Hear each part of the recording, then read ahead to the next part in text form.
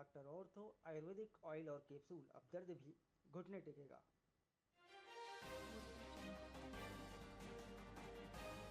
जम्मू कश्मीर के दौरे पर संसदीय समिति लोगों की दिक्कतों पर चर्चा करेगी। सांसद वैष्णो देवी धाम रवाना, पहलगाम भी जा सकते हैं।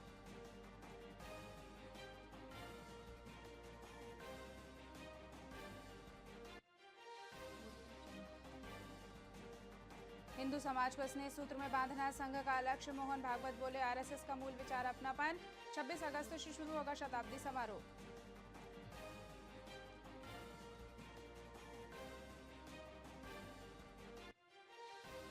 रायपुर में झमाझम बारिश, 33 जिलों में येलो अलर्ट। सूरजपुर बलरामपुर में गरज चमक के साथ बरसेगा पानी। बिलासपुर कोरबा में बिजली गिरेगी 5 दिन, ऐसा ही मौसम।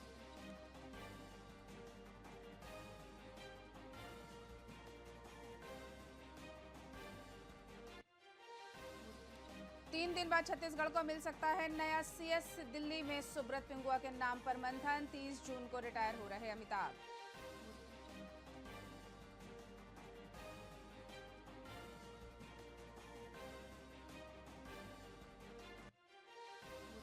और पाकिस्तानी सिंगर जिसकी परिवार के सामने हत्या, सैलून से निकलते ही गले पेट पर मारी गोलियां, पिता को भी खल्ली किया। तालिबान से मिली थी धमकियां।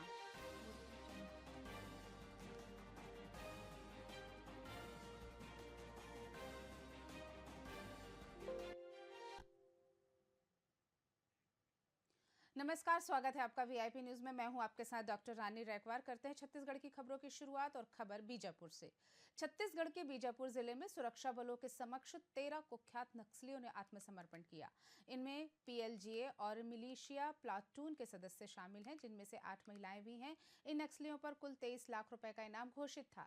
सरकार ने आत्मसमर्पित नक्सलियों को 50-50 हजार रुपए का चेक भी प्रदान किया, ताकि उन्हें मुख्य धारा में लौटने के लिए प्रोत्साहन मिल सके। 2025 में अब तक बीजापुर जिले में कुल 241 नक्सलियों ने आत्मसमर्पण किया है, जो सुरक्षा बलों की मेहनत और नक्सलवाद के खिलाफ चलाए जा रहे अभियानों की सफलता का संदेश है। इस घटनाक्रम ने क्षेत्र में सुरक्षा स्थिति को बेहतर बनाने की दिशा में एक महत्वपूर्ण कदम उठाया है।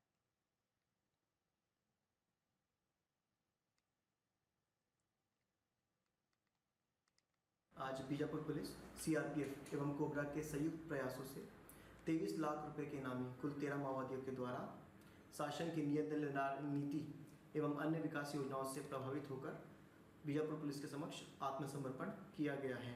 आत्मसमर्पित नक्सलियों में पश्चिम बस्तर डिवीजन अंतर्गत कंपनी नंबर 2 के सदस्य के साथ ही साथ धमतरी गरियाबंद नुआवाड़ा डिवीजन में एसीएम सदस्य के साथ ही साथ एलओएस सदस्य एवं एओबी डिवीजन के अंतर्गत पीएलजीए सदस्य शामिल हैं। आत्मसमर्पित साथियों को शासन द्वारा एवं शासन की आत्मसमर्पित नीति के अनुसार 50-50 हज़ार रुपये का प्रोत्साहन राशि दिया गया है।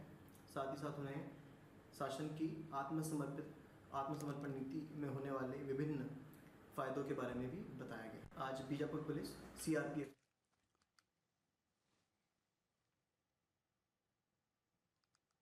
बिलासपुर में भगवान जगन्नाथ की भव्य रथ यात्रा उत्साह के साथ निकाली गई। आपको बता दें कि केंद्रीय मंत्री तोखन साहू ने पारंपरिक राजा की भूमिका निभाते हुए सोने की झाड़ू से रथ की सफाई की, तो वहीं 40 फीट ऊंचे हाइड्रोलिक रथ का निर्माण ओडिशा के कारीगरों ने पारंपरिक जगन्नाथपुरी शैली में भी किया है।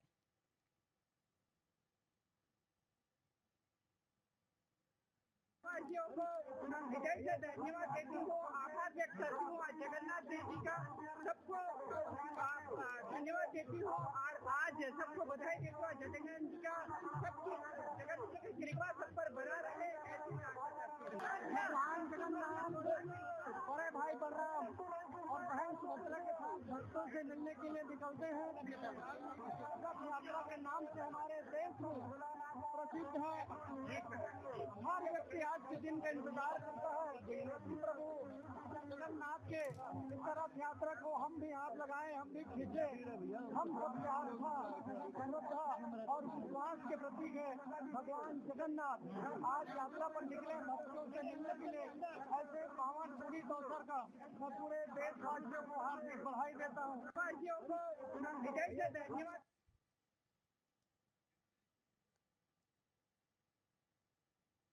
अटल बिहारी वाजपेयी विश्वविद्यालय के छात्रों ने विश्वविद्यालय में हो रहे भ्रष्टाचार, कम कक्षाएं, निर्माण और वित्तीय गड़बड़ियों को लेकर उच्च शिक्षा विभाग के सचिव एस भारती दासन को ज्ञापन सौंपा। बता दें कि छात्रों ने कुलपति के कार्यकाल की जांच और नियमित कुलसचिव की भर्ती की मांग की है। इस दौरान सचिव ने शिकायतों को गंभीरता से लेते हुए उचित कार्यवाही का आश्वासन दिया है।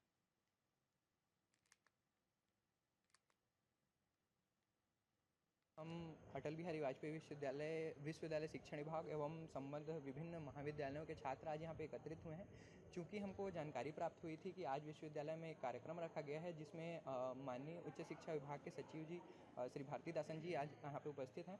तो आज हम सभी छात्र छात्राएं विश्वविद्यालय में व्याप्त विभिन्न समस्याओं के लिए उनसे मिलने आए थे। चूँकि वर्तमान में विश्वविद्यालय की स्थिति ऐसी दयनीय हो गई है कि वो चाहे छोटे स्तर पे हो चाहे बड़े स्तर पे हो, भ्रष्टाचार चरम पे सीमा पर है। हमारे मांगों को वो चाहे मूलभूत सुविधाओं के लिए हो चाहे ज़रूरतों के लिए हो, उसको नज़रअंदाज करते हुए हमारे विश्वविद्यालय के प्रशासन के अधिकारी केवल अपनी जेबें भरने के लिए विभिन्न कार्य करा रहे हैं। हम अगर उनसे अपनी मूलभूत सुविधाओं के लिए मांग करते हैं कि विश्वविद्यालय के पास वाहन नहीं है, बस नहीं है, जिससे छात्र छात्राओं को आने जाने में दुविधा हो रही है, यहाँ कैंटीन की व्यवस्था नहीं है, इन सब मांगों को उनको नज़रअंदाज किया जाता है और ऐसी चीज़ें जिनकी कोई ज़रूरत नहीं है उनके ऊपर लाखों करोड़ों रुपए खर्च किए जाते हैं। ऐसी चीज़ें जिनको 2 बार 3 बार तोड़ के बनाए जाते हो, चाहे पार्किंग की बात हो, चाहे पीछे मशरूम कुटीर की बात हो, चाहे नेचुरोपैथी सेंटर की बात हो, चाहे करोड़ों रुपए लगाकर बनाए गए लैंग्वेज लैब की बात हो, विश्वविद्यालय केवल अपनी जेबें भरने के लिए भ्रष्टाचार का चरम उपयोग करते हुए काम कर रहे हैं। सभी अटल बिहारी वाजपेयी विश्वविद्यालय के छात्र छात्राएं हैं। चूँकि आज एक कार्यक्रम में माननीय सचिव उच्च शिक्षा विभाग भारती दासन जी का आगमन हुआ है, तो हम सभी छात्र छात्राएं अपनी समस्याओं को लेकर उनसे मिलना चाहते हैं। विश्वविद्यालय में जो बिना दूरदर्शी सोच के जो निर्माण कार्य कराए जा रहे हैं, जो वित्तीय अनियमितताएं व्याप्त है, साथ ही भर्ती प्रक्रिया में जो गड़बड़ी की गई है, तो उक्त और सभी छात्र के जितने विषय हैं सभी को लेकर हमसे मुलाकात करना है। तो सभी मिलकर उनसे अपना विषय पक्ष रखेंगे। हम अटल सावन के पावन महीने में बाबा धाम जाने वाले श्रद्धालुओं के लिए राहत भरी खबर है। तो वहीं दक्षिण पूर्व मध्य रेलवे ने गोंदिया और मधुपुर के बीच श्रावणी स्पेशल ट्रेन चलाने की घोषणा की है। ये ट्रेन 11 जुलाई से 5 अगस्त तक चलेगी और कुल 16 फेरे लगाएंगी। साथ ही यात्रियों को comfort birth, confirm birth, AC और स्लीपर जैसी सुविधाएं भी मिलेंगी।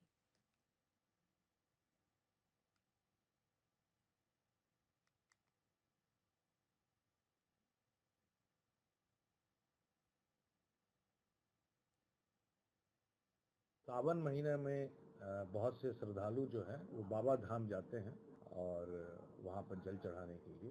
तो उनकी सुविधा के लिए जो यहाँ से जो ट्रेन चल रही है दक्षिण बिहार एक्सप्रेस, जिसे दुर्ग आरा एक्सप्रेस है, वो एक ट्रेन चला करती है। उसके अतिरिक्त हम लोग गोंदिया से मधुपुर के बीच में 8 फेरे के लिए 11 जुलाई से 4 अगस्त तक गोंदिया से और 12 जुलाई से 5 अगस्त तक वहाँ हम लोग इस ट्रेन को चला रहे हैं 8 फेरे के लिए। ये ट्रेन जो है 11 जुलाई से प्रत्येक शुक्रवार और सोमवार को जाएगी और वापस में शनिवार एवं मंगलवार को मधुपुर से चलेगी। इस गाड़ी का जो वाणिज्यिक ठहराव है वो दक्षिण पूर्व मध्य रेलवे के क्षेत्र में डोंगरगढ़, राजनांदगांव, दुर्ग, रायपुर, तिल्दा, भाटापारा, बिल्हा, बिलासपुर, अकलतरा, नैला, चापा, बाराद्वार, शक्ति, खरसिया, रायगढ़, बेलपहाड़ और ब्रजराज नगर स्टेशनों में दिया गया है। सावन महीने में दुर्ग भिलाई में भगवान जगन्नाथ की रथ यात्रा के अवसर पर लाखों श्रद्धालुओं की भीड़ उमड़ी। इसी दौरान अखिल भारतीय उड़िया समाज ने 5000 से अधिक भक्तों के लिए भोग भंडारे का आयोजन किया। आपको बता दें कि ये परंपरा कई वर्षों से चली आ रही है, जिसमें समाज के प्रमुख सदस्य विशेष योगदान देते हैं।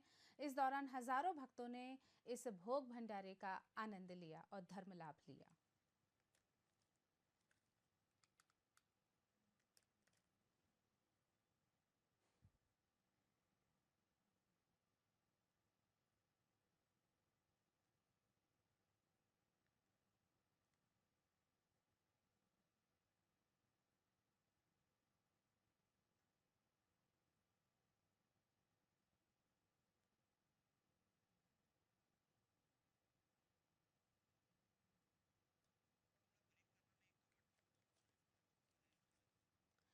छत्तीसगढ़ से आपको खबर बता रहे हैं, भगवान जगन्नाथ रथ यात्रा का आयोजन किया गया।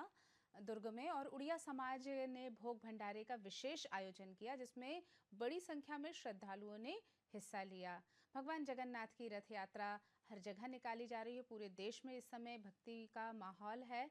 भगवान जगन्नाथ, बलभद्र भाई और बहन सुभद्रा के साथ भगवान अब स्वस्थ होकर अपने घर जा रहे हैं और जगन्नाथ रथ यात्रा का हर जगह पर आयोजन किया जा रहा है। इसी कड़ी में दुर्ग में भी उड़िया समाज ने जगन्नाथ रथ यात्रा के दौरान भोग भंडारे का विशाल आयोजन किया। इसमें लगभग 5000 से अधिक भक्तों ने धर्म लाभ अर्जित किया। भोग भंडारे का लोगों ने लाभ उठाया।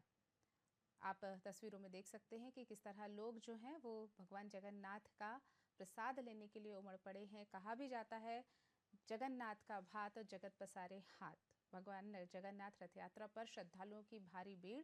दुर्ग में उड़िया समाज ने भोग भंडारे का विशाल आयोजन किया। भगवान जगन्नाथ अपने भाई बलभद्र और बहन सुभद्रा के साथ नगर भ्रमण पर निकले हैं, जिन्होंने छत्तीसगढ़ के दुर्ग में भी जगन्नाथ रथ यात्रा का विशाल आयोजन किया गया।